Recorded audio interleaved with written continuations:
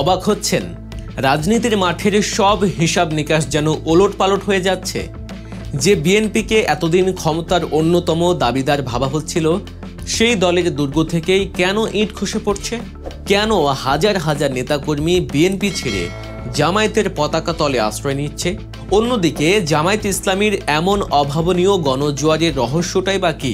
এমন সব প্রশ্ন যখন ঘুরপাক খাচ্ছে, তার উত্তর খুঁজতে গিয়ে বেরিয়ে আসছে এক রক্তাক্ত ইতিহাস, বেরিয়ে আসছে কৃষক হত্যা আর দুর্নীতির এমন এক কালো অধ্যায় যা শুনলে আপনি শিউরে উঠবেন। আজ আমরা সেই মুখোশই উন্মোচন করব। খুলনা 5 আসন। এখানে জামায়াত ইসলামীর সেক্রেটারি জেনারেল মিয়া গোলাম পরোয়ার যে শোডাউন করেছেন তা এক কথায় অবিশ্বাস্য। প্রায় 5000 মোটরসাইকেলের বিশাল এক বহর নিয়ে তিনি জানান দিলেন তার আকাশচুম্বী জনপ্রিয়তার। খুলনার ইতিহাসে এত বড় শোডাউন আগে কেউ দেখেছে কিনা তা নিয়ে খোদ স্থানীয়রাই সন্দিহান। এই সেই গোলাম পরোয়ার যিনি 2001 সালেও এই আসনে আওয়ামী লীগের জনপ্রিয় এমপি নারায়ণ চন্দ্র চন্দকে পরাজিত করে সংসদে গিয়েছিলেন।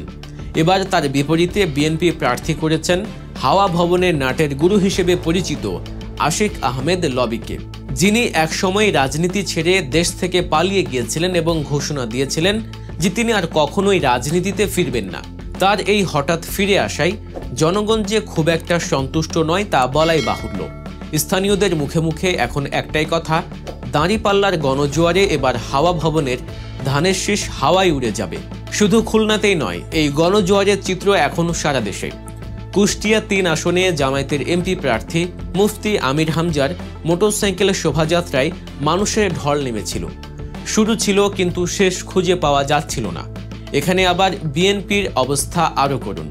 সোহরাব আর জাকির 2 নেতার দ্বন্দ্বে দল এখন বিভক্ত। এই সুযোগে আমির হামজার বিজয় অনেকটাই সহজ হয়ে গেছে বলে মনে করছেন বিশ্লেষকরা। ঢাকার প্রাণকেন্দ্র ঢাকা 9 আসনের চিত্র একই রকম। জামায়াতের প্রার্থী কবির আহমেদ 3000 মোটরসাইকেল নিয়ে যে বিশাল শোডাউন করেছেন, তার বিপরীতে বিএনপি এখনও প্রার্থী চূড়ান্ত করতে পারেনি। শোনা যাচ্ছে মির্জা আব্বাসের স্ত্রী আফরোজা আব্বাস প্রার্থী হতে পারেন, কিন্তু সেই ঘোষণাও ঝুলে আছে। আর রংপুরের কথা তো না বললেই নয়। রংপুর 1 আসনে দাঁড়িপাল্লা প্রতীকের প্রার্থী রাইহান সিরাজি প্রায় 6000 মোটরসাইকেল নিয়ে যে ঐতিহাসিক শোডাউন করেছেন, তা প্রতিপক্ষের শিবিরে রীতিমতো কাঁপুনি ধরিয়ে দিয়েছে।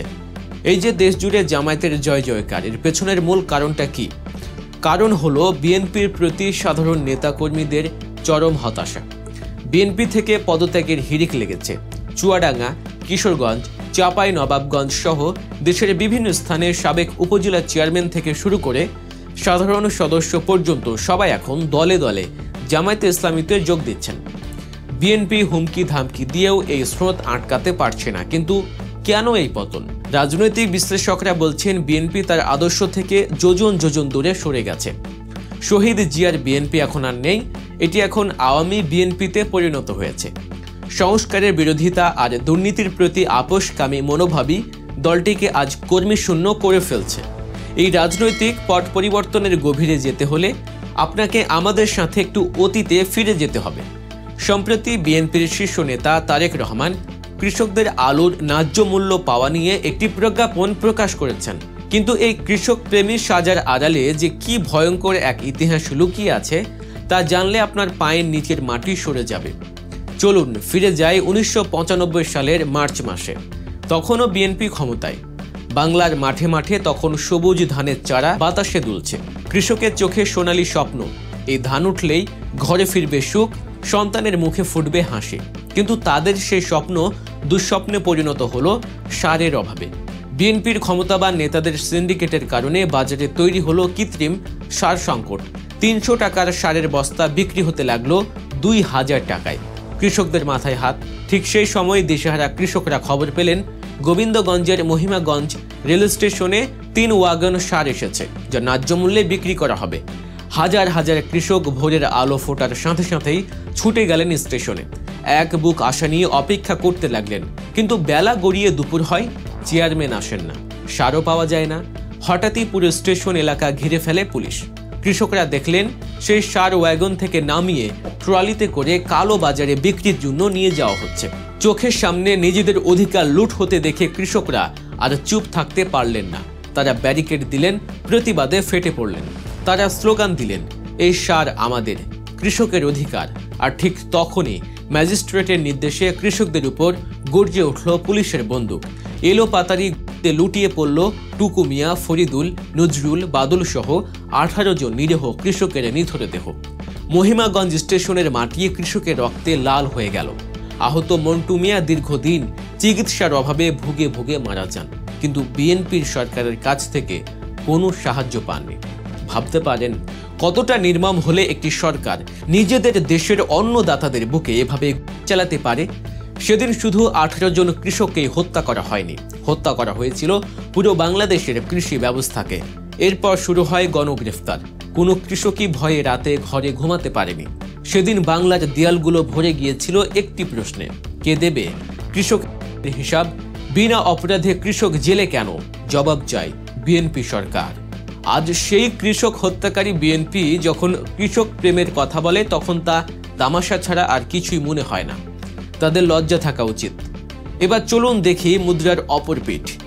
কৃষকদের উপর এই নির্মমতার পর যখন 2001 সালে বিএনপি জামায়াত জোট সরকার ক্ষমতায় আসে, তখন বেগম খালেদা জিয়া বিচক্ষণতার পরিচয় দিয়ে কৃষি মন্ত্রণালয়ের মতো গুরুত্বপূর্ণ একটি মন্ত্রণালয়ের দায়িত্ব তুলে দেন জামায়াতে ইসলামের তৎকালীন আমির শহীদ মতিউর রহমান নিজামীর হাতে। যে মন্ত্রণালয়টি ছিল দুর্নীতি আর লুটপাটের আখড়া, সেই মন্ত্রণালয়কে নিজামী সাহেব মাত্র 1 বছরের মধ্যে দেশের সবচেয়ে সফল, আধুনিক ও দুর্নীতিমুক্ত মন্ত্রণালয়ে পরিণত করেন। তার সময়ে একজন কৃষককেও সারের জন্য রাস্তায় নামতে হয়নি। কৃষকের মুখে হাসি ফুটেছিল। দেশের কৃষকরা বিভিন্ন জায়গায় নিজামী সাহেবকে সংবর্ধনা দিয়ে বুকে জড়িয়ে ধরেছিলেন। বাংলাদেশের 54 বছরের ইতিহাসে ওই 3টি বছর ছিল কৃষকদের জন্য এক সোনালী অধ্যায়। কৃষি খাতে এমন অভাবনীয় সাফল্য দেখানোর পর বেগম জিয়া শিল্প মন্ত্রণালয়ের দায়িত্ব নিজামী সাহেবের হাতে তুলে দেন। বিএনপির মন্ত্রী MK আনোয়ারের নেতৃত্বে যে শিল্প মন্ত্রণালয় দুর্নীতির চূড়ায় পৌঁছেছিল, সেই মন্ত্রণালয়কেও তিনি দুর্নীতিমুক্ত করেন এবং বন্ধ হয়ে যাওয়া শত শত কলকারখানা চালু করে হাজার হাজার মানুষের কর্মসংস্থানের ব্যবস্থা করেন। ইতিহাস সাক্ষী, জামায়াতে ইসলামীর সততা, দক্ষতা আর দেশপ্রেম দিয়ে প্রমাণ করেছে যে কিভাবে জনগণের সেবা করতে হয়। আর অন্যদিকে বিএনপি বারবার প্রমাণ করেছে যে তারা কৃষক এবং শ্রমিকদের রক্ত শোষণকারী একটি শক্তি। আর এ কারণেই আজ বিএনপির দুর্গ ভেঙে পড়ছে এবং হাজার হাজার নেতাকর্মী জামায়াতের ছায়াতলে আশ্রয় নিচ্ছে। তারা বুঝে গেছে আদর্শহীন দুর্নীতিগ্রস্ত নেতৃত্বের পেছনে ছুটে কোনো লাভ নেই। দেশের মানুষের ভাগ্য পরিবর্তন করতে হলে জামায়াতের মতো সৎ ও যোগ্য নেতৃত্বের বিকল্প নেই। আপনার কি মনে হয়, বিএনপি কি তাদের অতীত ভুলের জন্য অনুতপ্ত, নাকি তারা আবারও কৃষক প্রেমের মুখোশ পরে ক্ষমতায় আসার স্বপ্ন দেখছে? আপনার মূল্যবান মতামত আমাদের কমেন্ট বক্সে জানান। আর বাংলাদেশের রাজনীতির এমন গভীর বিশ্লেষণ নিয়মিত পেতে হলে এখনই গল্প নিউজ চ্যানেলটি সাবস্ক্রাইব করুন এবং বেল আইকনটি প্রেস করে আমাদের সাথেই থাকুন।